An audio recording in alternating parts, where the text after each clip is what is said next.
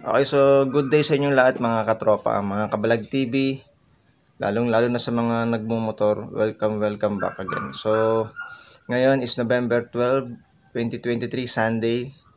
So, we're going to church po. Pero bago yan, may isa magandang tip ako sa inyo.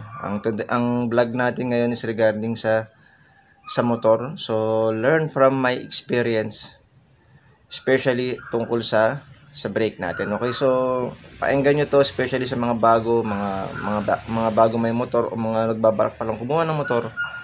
Paenggan nyo to mga guys, para hindi nyo na ma-experience pa, para hindi na kayo dumoble pa ng gastos, para hindi kayo masiraan. Okay, so napakahalaga na ito. So umpisa na natin. So yun guys, pakita ko muna sa inyo kung gaano na kalaki yung tinakbo. So 79,908 na tinakbo ng motor natin. So may 2 years mahigit na to. Okay. So umpisahan natin dito sa likod. So nakaapat na palit na ako ng brake shoe. Unang-una syempre yung stock natin, Pangalawa, ang pangatlo, aftermarket. So nagkakalaga ng 200 yun, 200. Then yung pang-apat, nagbalik ako sa stock. So yung pagkakaiba guys, yung pagkakaiba ng stock sa aftermarket, ang laki nung pagkakaiba niya. So yun, makinig kayo maigi, So learn from my experience ito para hindi nyo nagawin. So yung aftermarket guys, hanggang sa nagpalit lang ako, hanggang sa ito yung swing arm.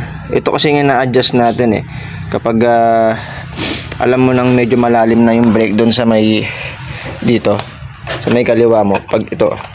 Pag medyo sumagad na yan hanggang dyan, it's time na para i-adjust mo yung swing arm, kasi pudpud na yun. So hanggat maaari, hanggang kalahati pa lang, lumalaban na yan, matigas na, sabihin kumakapit.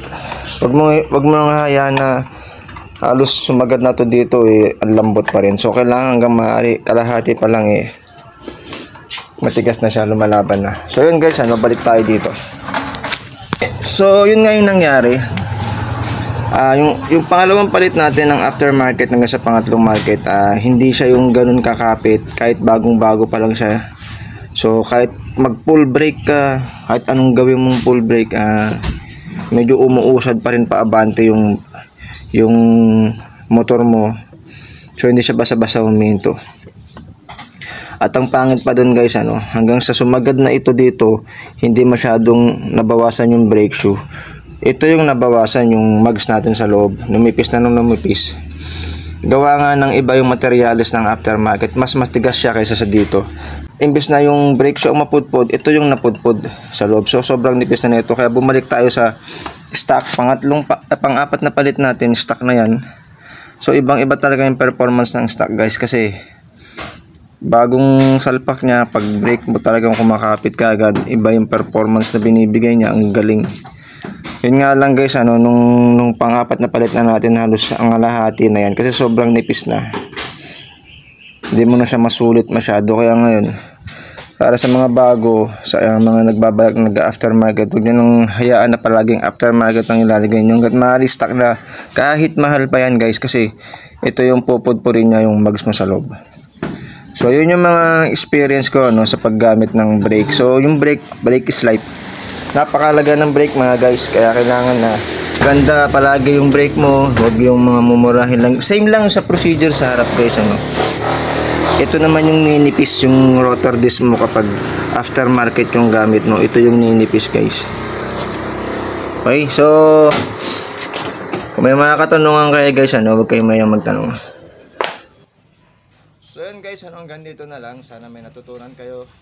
Kung meron man, mag-like kayo, saka mag-subscribe kayo sa aking channel. Supportahan nyo ako, mag-leave kayo ng comment sa mga katanungan ninyo at sasagutan ko yan. Babalikan ko kayo.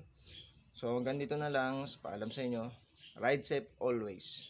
Okay, thanks for watching. Bye bye.